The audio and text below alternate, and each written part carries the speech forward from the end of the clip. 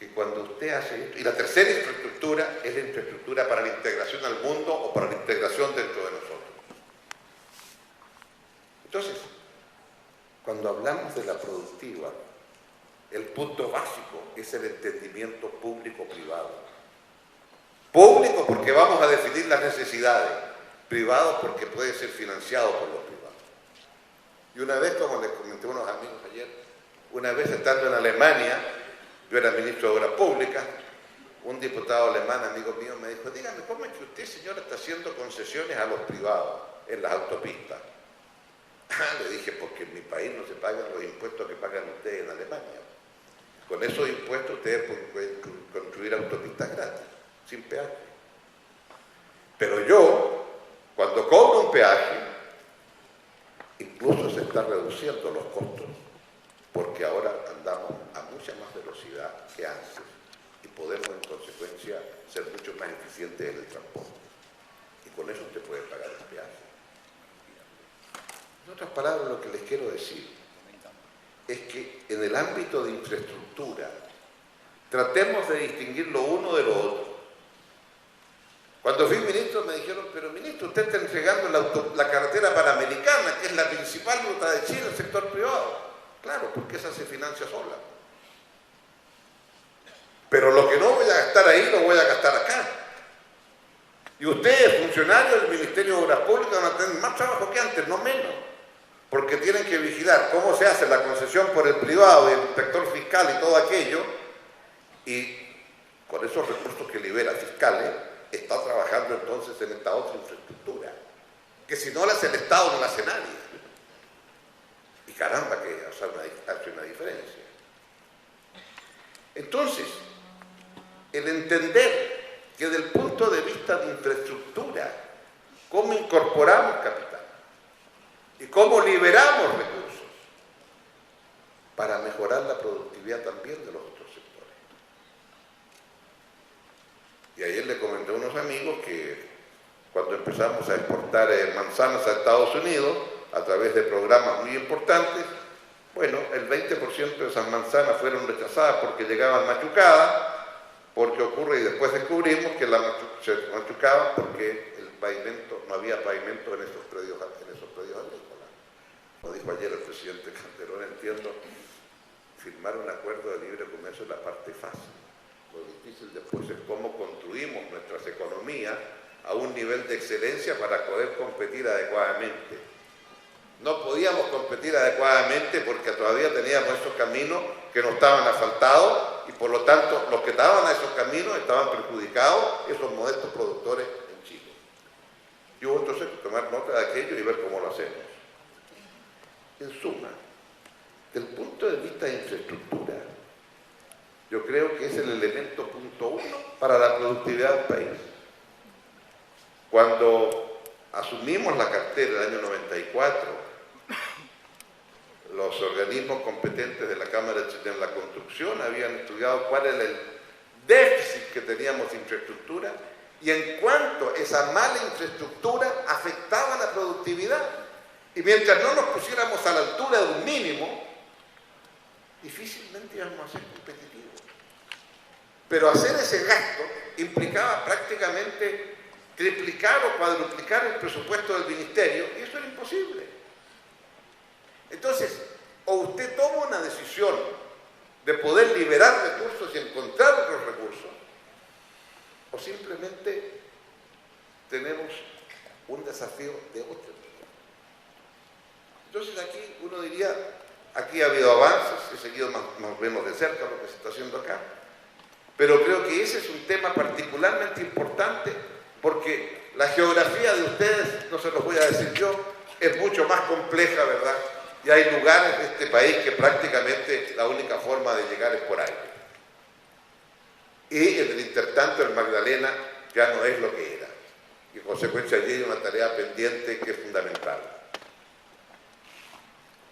A partir de esto, del resto de la infraestructura, es la otra, la del siglo XXI. ¿Cómo estamos en materia de Internet? ¿Cómo estamos en materia de Wi-Fi? ¿Cómo estamos en materia de banda ancha? Porque claro, si usted quiere ser de los grandes puertos, tiene que tener esa capacidad. siempre he pensado quién gana más con la exportación de fruta chilena. ¿El agricultor que la produce o los que están en Rotterdam, que es el principal puerto de entrada de nuestra fruta a Europa, y que es allí en Rotterdam donde se fija el precio último de la fruta chilena? Y es allí donde se contratan los seguros para desplazar la fruta de Rotterdam por camión de refrigerado a distintos puntos de Europa. Y es allí, en consecuencia, ¿quiénes ganan más? ¿Los de Rotterdam? ¿Los que transportan en Europa? ¿Los que le contratan el seguro? Es decir, es muy importante esta conectividad ahora hacia el interior. Y ustedes aquí están descubriendo una nueva forma, porque si lo que se me explicó en Cartagena se opera acá con los 3 puertos de ustedes, entonces ustedes lo que van a tener acá es un gran hub de traspaso de cargas de uno a otro lugar del mundo. Se cambiarán acá y seguirán las cargas entonces o a Nueva York o a Shanghái o a Europa. Y por lo tanto ahí va a depender de la estructura, de las capacidades financieras, de las posibilidades de tomar seguros, etc. El tener el hub. Acá estuvo Tony Blair 3 años atrás, entiendo, o 2 años atrás, y se refirió al caso de Singapur. ¿Y Singapur qué es lo que es? Una islita de 3,5 millones, pero que es la isla donde salen todas las cargas. Una vez pregunté, ¿de dónde traen el vino chileno en un país asiático? Todos me dijeron Singapur. Parecía que Singapur producía vino chileno. No, ellos compran grandes cantidades de vino y desde ahí la despasan. Entonces, acá hay un tema que cuando pensamos de infraestructura, pensamos en algo muy mecánico de nuestro modesto paisito. No, es mucho más amplio. Y creo que con ello estoy dando un mensaje claro de cómo abordar el tema de infraestructura. Porque implica entonces tener compañías de seguros, centros financieros de primer nivel y del primer mundo. Y así se sabe entonces efectivamente lo que nos falta. El segundo tema tiene que ver con agroindustria. Y aquí entonces no voy a explicar, porque eso lo saben ustedes, la riqueza de la tierra, de su propiedad, lo que significa ahora el tema de la guerrilla, lo que era 10 años atrás, 15 años atrás y lo que ocurre ahora con la tierra.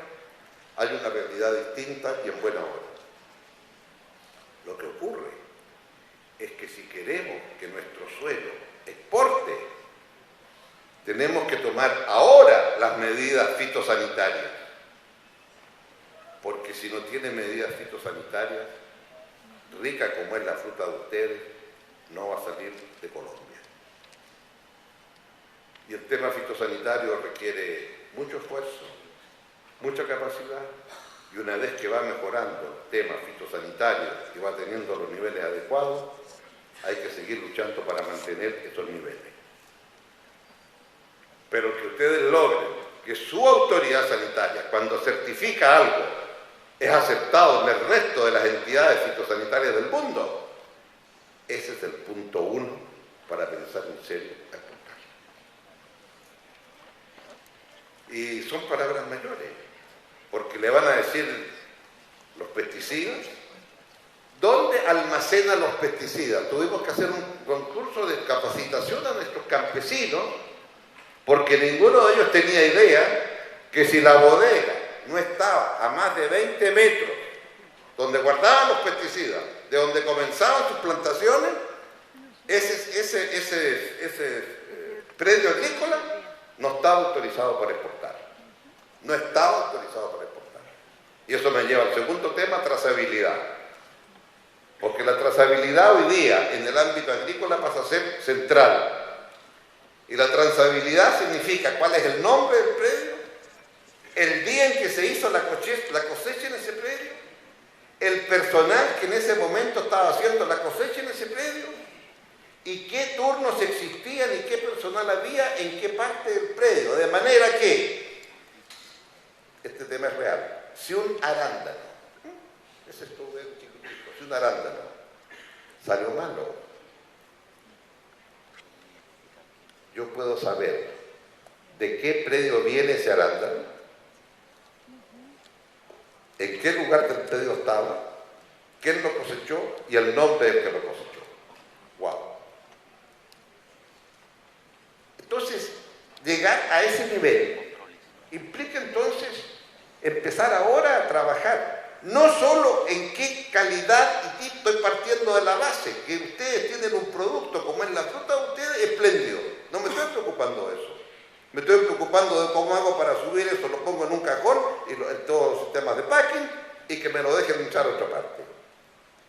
Y firme usted los acuerdos que quiera de libre comercio, pero eso es así. Ese es el sello de calidad. Ese es el sello de calidad. Ahora, hay muchos lugares donde ver cómo se hace esto, ¿no? Vaya usted a Israel y le van a dar clases sobre esto. Y aprendimos el camino duro. Y me ha tocado un par de veces encontrarme con chilenos que vienen de Perú porque han sido contratados para que a Perú le digan cómo hacemos para exportar. ¿Y saben cuál es el pleito de día en Chile? La palta Hass, que no sé si acá hay palta, es una variedad de palta, ¿no? Y nosotros producíamos palta Hass y muy orgullosos la exportábamos. Bueno, ahora salió competencia, la exporta a Perú. Y ahora entonces los agricultores chilenos están reclamando porque a lo mejor la palta Hass va a entrar a Chile desde Perú. No solamente nos compiten en México y en Estados Unidos. Pero ese es el mundo del futuro. Y por lo tanto, creo que acá tenemos que, ¿cómo nos preparamos en este sentido? Y entender también lo que es valor agregado. No les voy a dar clases a ustedes en exportar flores, porque eso ustedes son maestros. Pero había un agricultor de origen japonés, es cierto, en Chile, que exportaba crisantemos a Japón. Y un día este agricultor descubrió que en verdad era mucho mejor negocio, en vez de exportar la planta de crisantemo, exportar semillas de crisantemo. Y se especializó entonces en exportar semillas. No necesito decir que exportar una semillita, exportar una flor es una gran diferencia, y no necesito decir que si con eso ganaba más, multiplicaba sus ganancias. Y el señor se especializó en exportar semillas. Entonces no me va a decir usted que estamos exportando commodity. Estoy exportando una cosa muy especial. Y por lo tanto, exportar semillas, claro, está bien. A la larga, el señor allá con mi semilla va a producir y va a dejar de comprarme las flores. Pero mientras tanto, yo estoy agregando valor, yéndome hacia atrás en la cadena de producción. Estoy ganando competitividad porque me voy hacia atrás, no hacia adelante. También me puedo ir hacia adelante. En defensa de las commodities, voy a decir que aprendamos a distinguir. Un señor, mundo real, un señor exportaba a granel contenedores llenos de nueces y de almendras. Y compraba nueces y almendras en Chile, él no producía, las compraba, las ponía en un contenedor y las mandaba a Estados Unidos. Hasta que un día tuvo la curiosidad, ¿y qué harán allá con estas nueces y almendras? Porque, ¿qué pasa con el contenedor? Y sabe lo que pasaba. Y encontró que el contenedor iba sufriendo distintos tratamientos, por acá las nueces, por acá las almendras, las nueces que iban por aquí, pasaban un conjunto de sedazos y al final las nueces terminaban según su tamaño, según su color, clasificadas en no sé cómo, etcétera, etcétera. Y después había unos señores mucho más sofisticados que hacían una presentación y estas nueces se partían por la mitad y usted tenía unos hermosos estuches con papel celofán de nueces partidas por la mitad, todas del mismo tamaño, todas del mismo color, y no les digo el precio que se vendían las 30 mitades de nueces.